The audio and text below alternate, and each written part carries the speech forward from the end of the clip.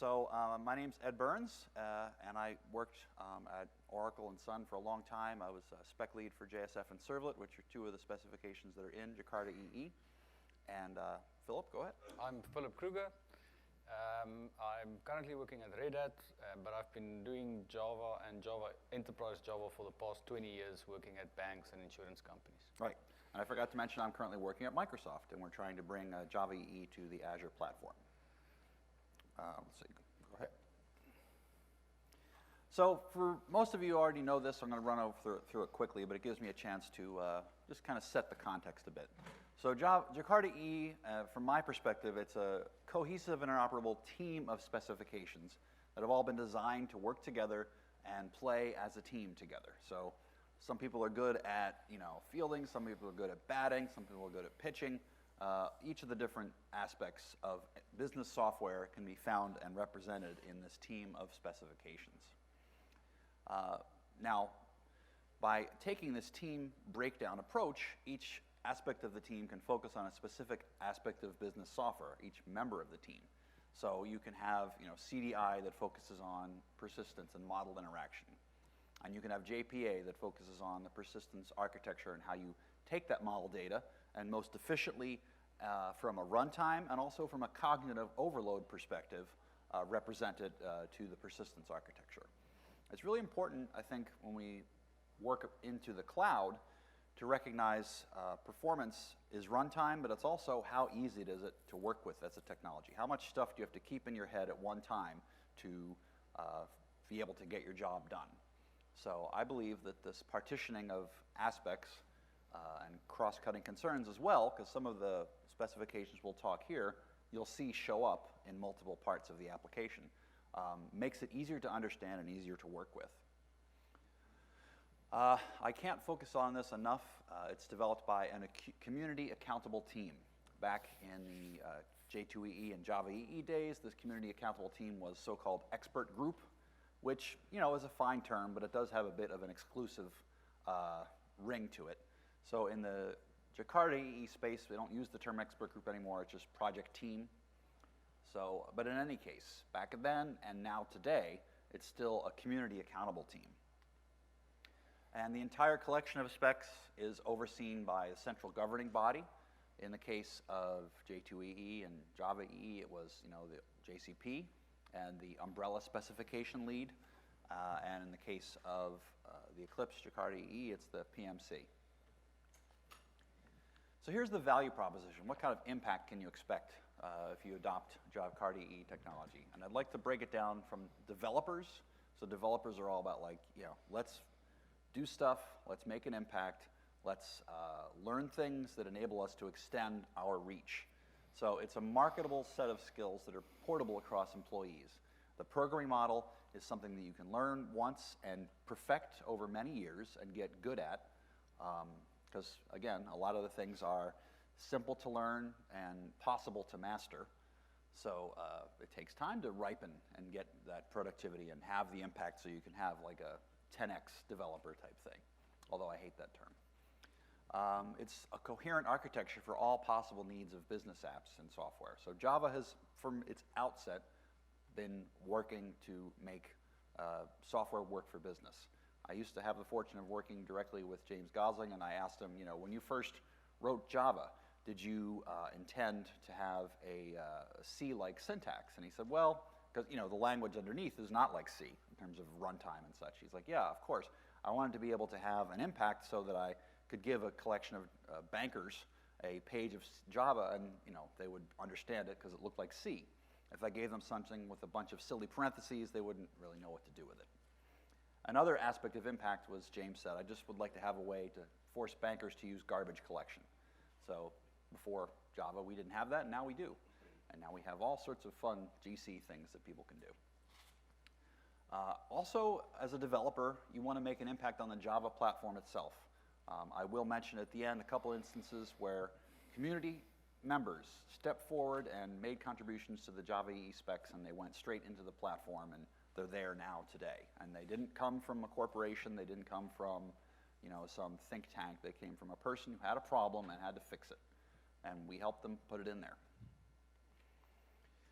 Another part of the value proposition, looking at businesses. You want to minimize vendor lock-in as much as you can, and with cloud, that's even a more sticky surface, so we have some brief content at the end of the talk where we can talk about that. Businesses want to protect their technology investment, and they can do so by having multiple commercial and open source implementations of these specifications with a very strong guarantee of backward compatibility and also a safe IP, both in terms of IP that you create when you contribute to the specs and also when you use them. So no lock-in. Quick timeline on this. So it started a long time ago with J2EE and went for many years under that brand up until about 2003. And then we rebranded it as, at that point, we rebranded it as Java EE. And now in 2017, almost exactly 2 years ago, we managed to get all of the parties together and come up with the ability to create the Jakarta EE thing, which we're going to talk about next. Quick aside here, these are two specification efforts that are both under Eclipse, and they're both super important to what we're doing. So this is kind of like the more new hip team that we have of specifications. And this is the most recent lineup of specs, and a lot of them are coming from Jakarta EE. So let's see if this works. We can barely see that.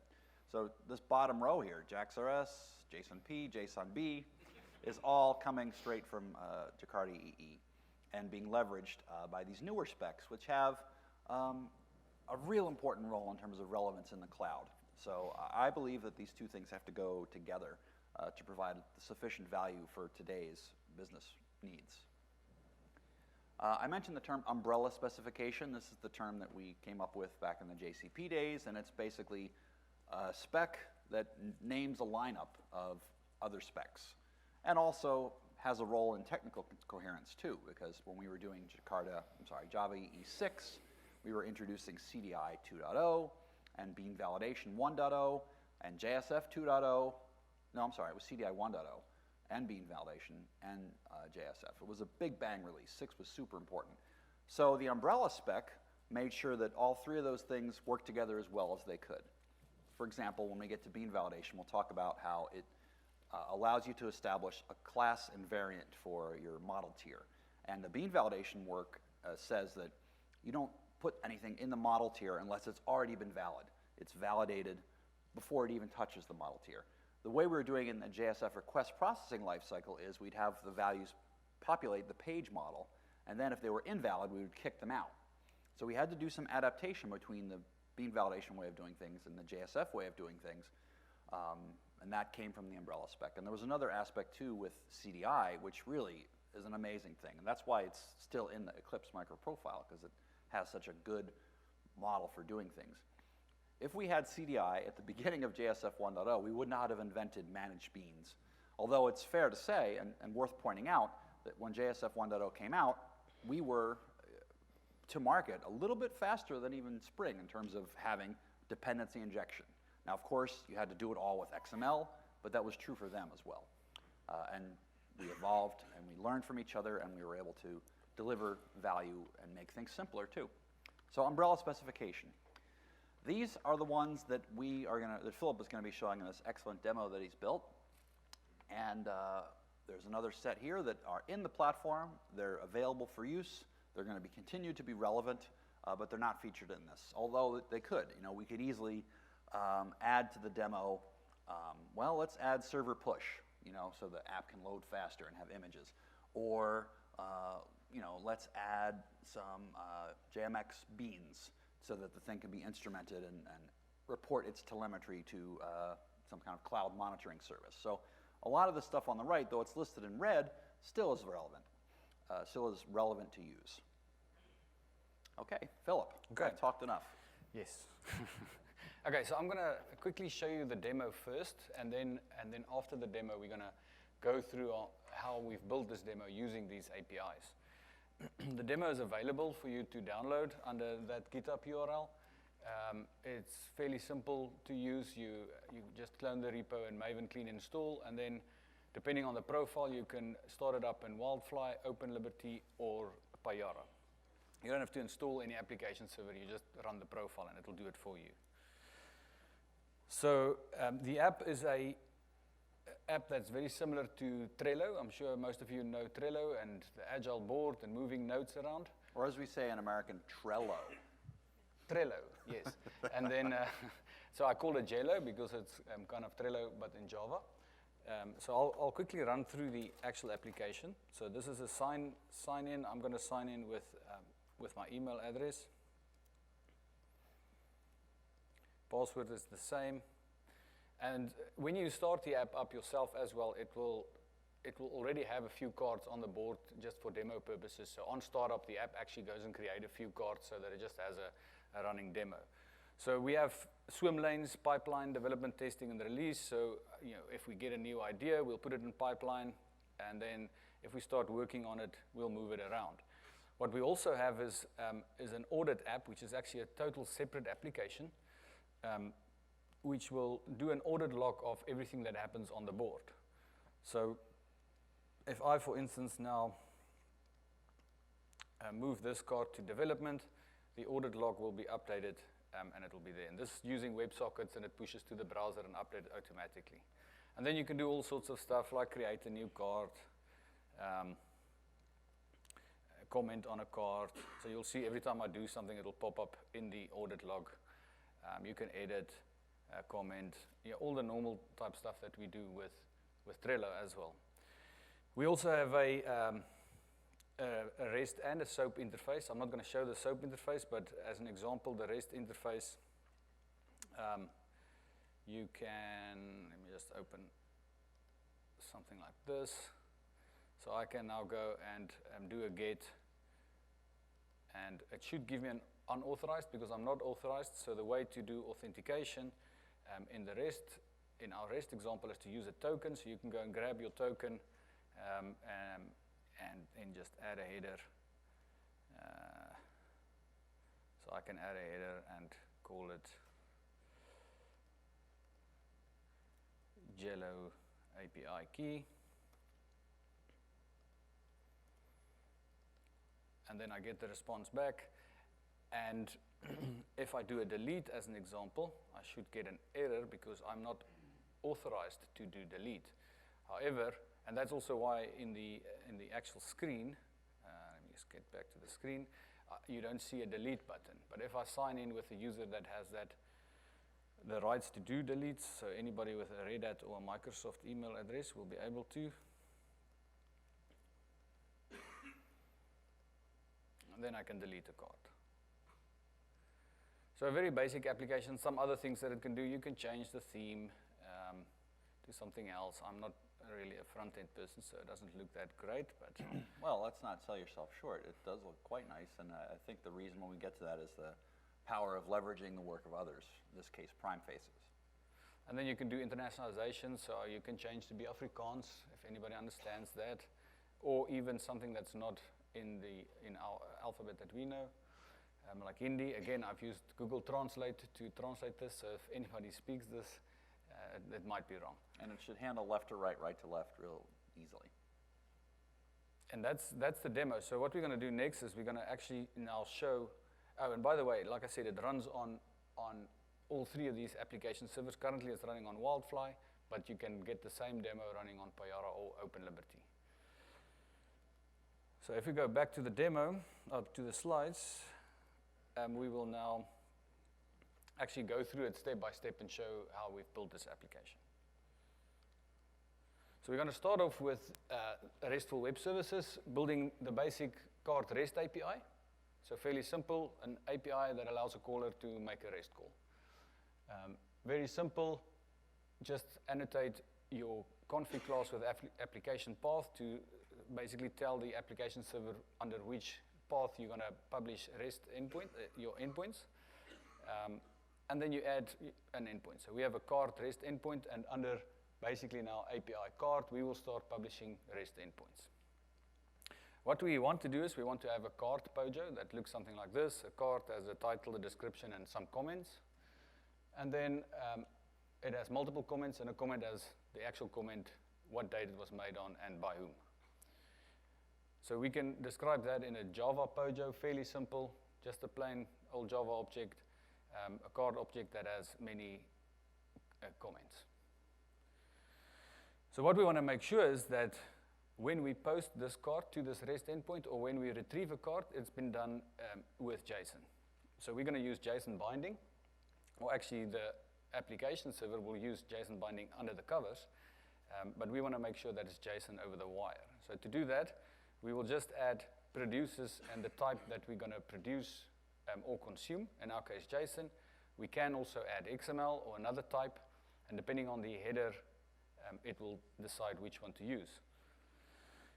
And that means that when we create a card, we don't, as developers, have to worry about how do I marshal JSON to object and back. It will happen under the covers for me, and I just code normal passing the card in.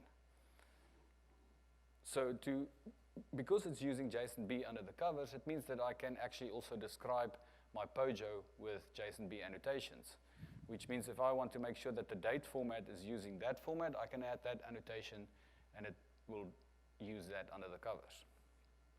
So if I do a post then to this API, I will post this piece of JSON using that date format, and I will get back a 201 telling me where this card has been created, where I can retrieve it. So far, so good, very simple. Also then doing the rest of the CRUD operations in the RESTful web services, I can add a put for an update, a get with the path of the ID to get the card, and a delete with the path on how to delete the card. And notice that there's no HTTP response codes or anything in here. That's the JAX-RS API. Make sure that those are mapped correctly for REST. So again, I'm just using card. When I reply with a card, I don't have to worry about the JSON part of it. It will marshal it under the covers. And with the delete, because I say no content, it will respond the correct HTTP code. Okay. So once we have the RESTful web service stood up and listening as an endpoint, and we've defined the different paths for the REST API, basically, which, by the way, there's a very nice mapping to Swagger there as well. We have to persist the things. So one of the things that's often said about Java EE apps, Jakarta EE apps, in comparison to other programming models is their statefulness. And that's true. It's designed from an era where ACID transactions were the gold standard of greatness. And there's still a lot to be said for that. So in most applications that are not like gigantic, super duper huge internet scale applications, you know, ACID is perfectly fine. You don't need to worry about having to do eventual consistency and no SQL. So this demo is targeting that space. And when you accept the world of needing to do consistency, true consistency, there's a lot of simplifying assumptions that go on with it. So just a quick word on that point. So more annotations on the POJO here. So we're simply telling the system both the card and the comment are entities in the ORM system. And when you do that, you have to specify, just put an annotation on there saying this is one of the database entries, persistent entries. And you have to specify what is the key in that particular table and what is the relationship between them. So this shows that the UML diagram that we had earlier is represented in code directly. So one card has many comments. There is a bit of XML to specify the persistence context right there. So you'll see that string on this slide and also on this slide here to declare the entity manager. So the entity manager is the singleton that is used to persist things. And I will also point out the request scoped attribute here. This is a CDI standard attribute. There's request, session, and application scopes that are built into CDI. JSF has added some other scopes, which I'll talk about later. But a scope is very analogous to what you have in a programming language as well. When you declare a local variable inside a for loop, that variable doesn't, you can't see it outside that for loop. Or if you declare it as a local variable in a method, you can't see it outside that. And it just gets wider and wider and wider. The same is true in this. However, it's not space, it's time. So the request scope is just how long an individual request is flowing through the system. A session scope is a collection of requests. An application scope is forever, the whole thing, as long as the application is up. So, but it's important to keep that kind of mapping in mind, as, like local variables, but in a different dimension. We interact with the entity manager very simply with find, remove, and merge. So these map directly to the get, put, delete options. Well, not delete, update options. And there's a delete. All of them there are basically mapped. And you have to define the data source. So this is the JDBC built-in driver that is working, required to be there, and it works with all of the standard ones. Is that true? I'm not sure if it's true. Okay. And also note that in our example, we've used the way to specify it in the web XML, but typically you will specify it somewhere outside of your application. Right, which brings us to another point of simplicity versus complexity in terms of configuration. When you separate the configuration from the application, then you can have a lot more flexibility in terms of this is my production environment, this is my staging environment, this is my testing environment, and the only thing that varies between those things is the configuration. There's a lot of different ways to do that, but it's a little more complex. On the simple side, you can bake it straight in to the application, and it's easier to write, but harder to maintain. Another really powerful thing here is just this transactional true. This turns on the JTA world. All right, so this is the RESTful Web Services aspect. So as we saw before, it's the same kind of thing with producing application JSON, consuming application JSON, but we're injecting the card service. So we're using CDI to say, we've got a RESTful thing. It is the card REST API, but we still need to interact with the persistent service. So we can simply inject that and interact with it in a business logic way. Okay, the next thing I want to talk about is JTA and bean validation. Okay, so here we're back in the card service, and we simply are applying @transactional to these two options because these are the ones that require the JTA transactions, so that you can have multiple users doing this stuff at the same time, and you're not going to mess up the database and have inconsistencies. So that's the JTA. It's quite simple, but very, very powerful. The bean validation aspect here is this annotation. Bean validation comes with a standard set of constraints that you can apply to your code. So here we want to assert that the parameter ID is never null. And furthermore, we want to assert that it has a minimum value of 0. So it's a very expressive way of doing things, but it's also very flexible. We have in JSF a number of additional validators, and you can, of course, define your own by creating a constraint annotation and then some rules that fire, and the system will have specified when those rules will get invoked. So in the context of the umbrella specification, we say at what point in time we apply the annotation and do that assertion. Whereas in the JSF lifecycle, we have we want to do it more at the page time, but the way of doing it is the same in both cases. You don't have to learn different validation frameworks. This one is cross-cutting because validation itself is a cross-cutting concern. It also means that your code has got less if statements in, right? To say if it's greater than 0, sure. if it's not null, so it's much easier to build neat clean code. And in fact, writing code that way is a big anti-pattern. So this is also taking a cue from the world of aspect-oriented programming, which all is talking about cross-cutting concerns and slices of functionality. So we'll see this pattern again when we get to the interceptors. Okay, so I'm sure all of you are still working with clients that still think that SOAP is brand new, and you can't always just build REST endpoints. So what we're going to do is we're going to add a SOAP API in front of this service and then send XML up and down. We're doing that, we'll use XML binding and enterprise web services. So very similar to the, okay, let's start with the POJO changes. So a bit more annotations to make sure that this POJO can marshal to and from XML. So telling it where we're going to add that this is an XML, and we're going to add the annotations onto the fields. You can do require true or false depending on your use case. And in our case, what we do here for the date is again, want to tell it what the format is going to be. So we add an adapter, and then in the adapter, we can say, how should this marshal to and from string and date? So fairly simple to add that. Then we're going to add a new API class that's very similar to Cart's REST API, except it's a Cart SOAP API, annotated with @WebService and @WebMethod and web parameter, and you have a SOAP endpoint.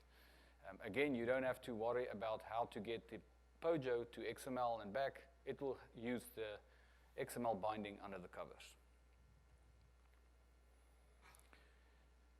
So next we'll look at an interceptor, and what we're going to do is we're going to add an interceptor just before the cart service, and then we'll fire an event that something has happened. So the first thing we want to do is add our own new annotation. We'll call it notify, and what that means is we can then create a notify interceptor, intercept all traffic that goes to the cart service. In our case, what we're actually doing is we're saying continue, so proceed, and then on the way out, we're going to gather some information on what just happened. And what we do is we then fire a CDI event there. So I have injected a CDI event, and I will fire it asynchronously on the way out so that we have a record of what just happened. You can also do fire synchronous events if that's what your use case require. So what that, the change to the cart service now means that I just add our annotation that we've just created, and I say, so this will be create, this will be retrieve, and this will be update. And it will then fire that event on every time that a request comes in, whether that request is from the REST API or the SOAP API or the front end. So what we're going to do next then is we're going to listen to that event and create a message of that information, and then add it to a queue, and a different system, our audit system, will pick it up from the queue, so that we can create an audit log. And real quick, this is an example of how you could architect things with microservices, because having a producer-consumer queue is a really great way to interact between microservices. Yeah, and I also find using interceptors in this way allows you to, in some way, implement the open-close principle, where your code is closed for modification but open for extension, because you can still extend use cases by listening to this event that just happened. So first thing I'm going to do with the queue is we're going to define the queue, and we're using CDI to actually make the queue injectable with CDI by adding that at produce. So we look the queue up, but then rather than having to do that every time, we'll just say produce, and then we can just say at inject queue, where we need the queue. So our producer will then inject the JMS context and inject the queue that we've just made available, and then create, listen to the async event by basically adding that annotation at observe async. Anytime that the event is fired, we will get it, we'll get the cart, we'll create a set a property change event with the type. And in our case, for now, we're just doing cart.toString. We'll change it a bit later to something that makes more sense. And then the audit app is now receiving this message, so we'll create a message-driven bean, again by just adding this annotations onto the bean, and then on message we will get the message, which at this point is the toString of the object. So what we want to do next is we want to make sure that we don't want to send the toString, we want to actually send JSON. So we'll use JSON Processing API, and then create a JSON message that we'll add to this queue. I want to point out quickly that JSON processing is a different specification than JSON binding. And there again, you see the wisdom of having multiple different concerns, because there's a different set of things when you're processing. You want to do streaming or event-based, for example. And when you're binding, it's all about taking the JSON and mapping it to your model tier. So creating a JSON is now fairly simple. You have like a builder pattern where I can just say, add fields to the map, and in our case we'll add some metadata like the system ID and a timestamp, and then the actual cart is just a normal how the cart is represented. So we can create a JSON file that looks something like this and add that to the queue, which will obviously make much more sense for the consumer to parse that. Okay, I'll go through this really quick because we're getting short on time. In JSF, you write your user interfaces in XHTML, and I mentioned that community contribution, that was Facelets. Facelets was a way to design JSF pages using XHTML instead of JSP. Another thing that's interesting about this is we are using the custom scope that I mentioned in CDI, so view scoped. This object, we now are saying the card controller will exist and persist and be mapped to a particular browser tab. So each browser tab gets its own view scope in JSF, which is nothing more than a CDI custom scope that JSF knows how to create and destroy. Okay, so there's then at named is just saying this is a JSF CDI managed bean. Okay, and we're getting the card, and we're going to be rendering all the cards. So this is what the XHTML looks like. We're using the PrimeFaces dashboard widget. We're allowing it to run over AJAX, so you get your updates with that little growl notification. So it's very similar to what you see in any native OS, where you get a little thing that pops up and then nicely fades away every time you do something. Another great thing about JSF that's a separate specification is expression language. I don't know if that was on the list, was it? Nope. But it's definitely used. So the expression language is a way to navigate your model tier and bind it to your UI tier in a very flexible way. So it's a JSON-like syntax, but you can have custom scopes here. There's a lot you can do with the EL specification. One of the hidden gems, I think, of Java EE and Jakarta EE. So we're just saying, give me all the cards. We're going to iterate over them, and then for each one, we're going to output the title. And now we need to do some interaction. So you click a button to add a card. How do you do that? Well, you ask the card service, which you've injected, to create the card, and then you just add it to the list of cards. And then the pipeline is the column, basically, the swim lane. We could have named it however we like. We called it pipeline. This is, once you're on the card itself, the different text areas. So you see we're just using the same EL syntax. And this is also how we are localizing things. A few different ways to localize, but this is definitely the easiest. So you declare a resource bundle called IETN. That's kind of a pattern, and we're just localizing the description there. I think there's slides on it later. Yep, sure, here it is. So in JSF, you define what are the locales that the app knows about, and then the browser, because it already says, oh, it sends an accept language header no matter what you do.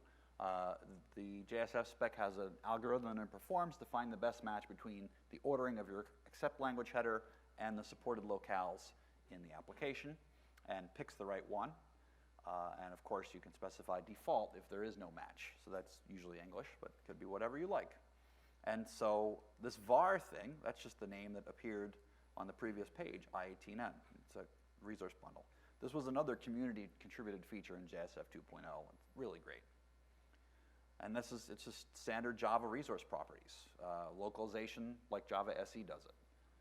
And also, JSF gives you a ton of accessibility benefits too. 50139, I don't remember the number. It's been a while, but government compliant, you can do that with JSF real easy. All right, let's talk quickly about WebSockets because we've got 10 minutes left. We're running out of time. Okay, so WebSockets, what we're going to do next is our second application, which is the consumer, the audit log. We'll have an audit WebSocket that pushes this events to the browser, like you've seen in the demo. And that's using JavaScript on the client side, but the Java server to do the WebSocket server. So again, very simple, adding a class which I annotate with server endpoint, what the URL is, and then on open is when somebody connects, so we open a connection. In our case, we're adding all the sessions to a map, and then we can reply to them. And on close, we remove them from that map. And then when we send, we just basically send an object, which is an audit entry, and that object will be marshaled to something, and it will be marshaled because of, I said that there's an encoder called an audit entry encoder, which will know how to take that object to the way to marshal it over WebSockets. And that encoder is also simple to do. We just implement encoder and then tell it how to encode. In our case, we're just using JSONB to actually create a JSON file from that object. So this is how the JavaScript will look like. I'm not a JavaScript developer, so it might be totally wrong, but it's something like this, where I can, again, just on message get something and then parse it and then update the screen accordingly. You can also use, as part of the specification, there's a client, Java client specification. So if your client is a Java client, you can also use that to listen to WebSocket events. I'll say real quickly, the WebSocket spec, which was done by Danny Coward at Oracle, is really kind of fun because it maps directly to a W3C WebSocket spec for the JavaScript side. So this on messages, the annotations kind of really just flowed from what there was done in the browser.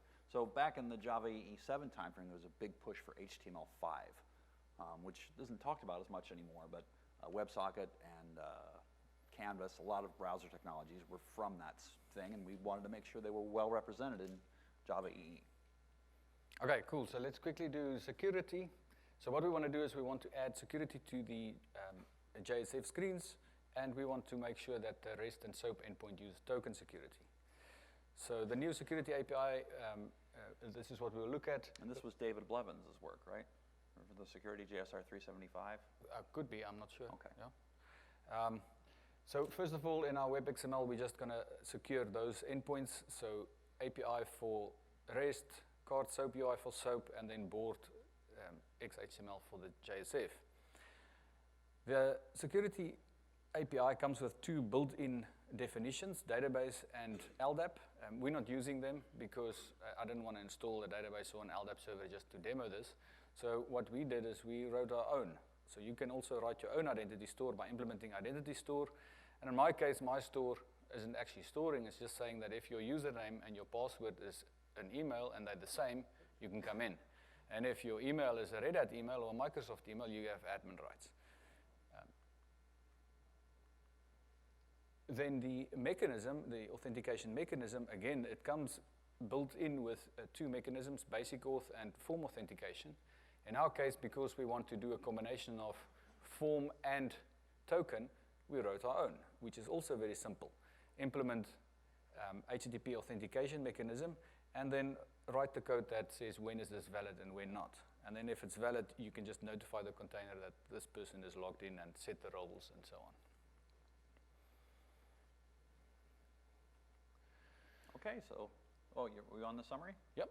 Okay. We have more of a summary than this, but this really is the summary. Conceptually, all of the functionality that was presented in this talk can be exposed to your application by declaring a provided scope dependency on this Maven artifact right here. And it's just remarkable to see all of the work of a huge number of people from a number of different years, a number of different companies coming together in this one little statement. So there's just a lot of power there. And some of the power that's there, we've shown. There's more than that that's in the platform.